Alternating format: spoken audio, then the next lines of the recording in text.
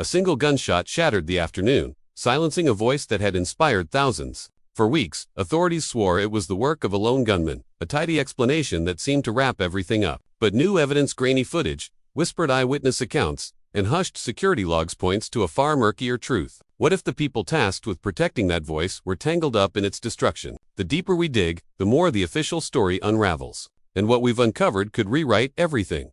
On a crisp September day in 2025, a 31-year-old speaker stood before a crowd of thousands at a university amphitheater in Utah, his words crackling with conviction. He was a rising star, a conservative firebrand whose campus tours had galvanized a generation. His message of resilience and defiance had drawn a massive following, but it also made him a target. That day, as he spoke, a bullet tore through the air, striking him in the neck with chilling precision. He gripped the podium, then collapsed. Chaos erupted. Screams filled the open field as the crowd scattered, and within moments, the man who'd been a beacon for so many was gone. Dispatch calls crackled with panic. One shot fired, one down. A voice reported, urgency cutting through the static. Shooters, location unknown, possible figure on a rooftop, black tactical gear, long rifle. Emergency crews rushed the speaker to a nearby hospital, but it was too late. He was pronounced dead, the victim of a single, devastating shot from a high-powered hunting rifle. The official narrative came together quickly. A 22-year-old local, a clean-cut kid with no criminal past, was named the suspect.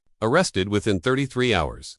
He seemed like an unlikely assassin, a puzzle piece that didn't quite fit. This young man came from a quiet, devout family. His parents were small-town pillars. His dad ran a local business. His mom worked in social services. Neighbors called him a good kid, reserved but brilliant, with a near-perfect high school record and a scholarship to a top university. He'd dropped out after a semester, chasing a trade instead, but nothing in his past screamed killer. No arrests, no violent outbursts, not even a voter registration. Yet, authorities claimed he acted alone, driven by vague political frustrations. The rifle, they said, belonged to his grandfather, found wrapped in a towel in nearby woods, his DNA supposedly on it. Case closed. Or so they wanted us to believe. But cracks in the story started to show. The bullet casings found at the scene were etched with cryptic messages and anti-establishment slogans mixed with odd, almost juvenile phrases. One read like a meme, jarring against the gravity of the crime. Why would a lone gunman leave such a strange signature? And then, there's the timeline. Security footage allegedly showed the suspect on campus hours before the shooting,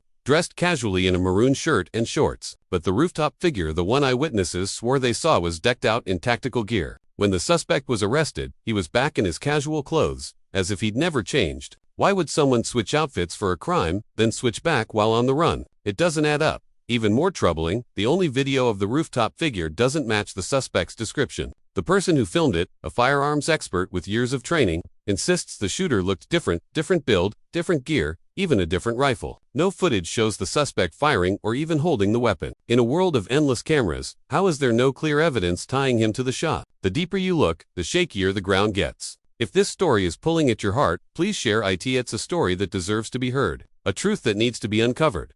Let's talk about the evidence or lack of it. The rifle, a bolt-action beast, was found discarded in the woods. But the bullet fragments from the victim's body were too mangled to link definitively to that weapon. Without that match, how can anyone be sure it was the murder weapon? The wound itself raises questions. A surgeon called it a miracle that the bullet didn't exit, sparing the crowd behind the speaker. But a round that powerful should have torn right through. Could it have come from a different gun? Maybe something smaller, fired closer? Ballistics experts say it's possible, but the full autopsy reported by law hasn't been released. Why the secrecy? Then there's the supposed confession. Text messages between the suspect and his roommate read like a movie script, detailing every step, grabbing the rifle, engraving bullets, changing clothes, hiding the weapon. But the tone is off, too formal, too precise for casual texts between close friends. And here's the kicker. The suspect never confessed to police. His father, seeing his son's face in news photos, urged him to turn himself in, but the young man stayed silent. In most places, you can't arrest someone for murder on a hunch, even a parent's. So why the rush to pin it on him? Theories are swirling, and one keeps rising to the surface. What if the suspect wasn't the shooter but a pawn?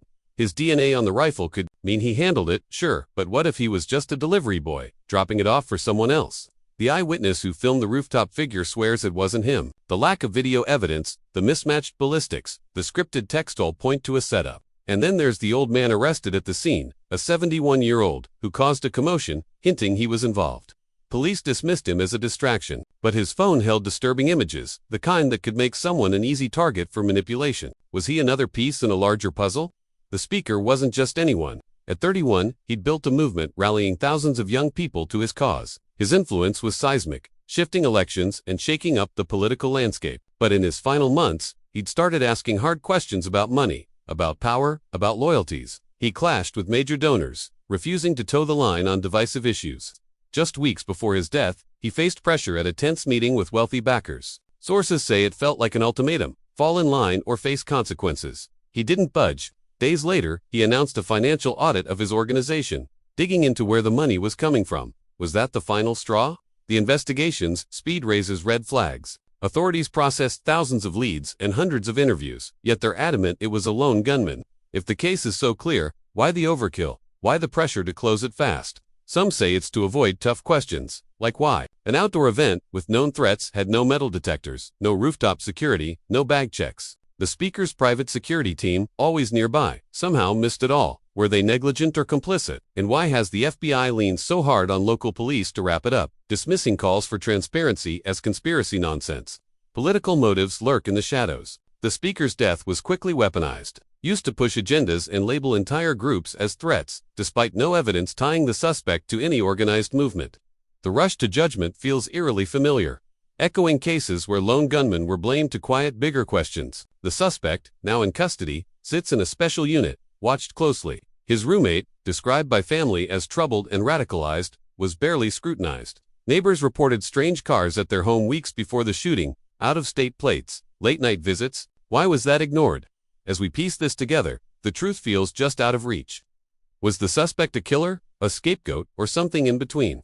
The evidence is a house of cards, shaky, incomplete, and ready to collapse under scrutiny.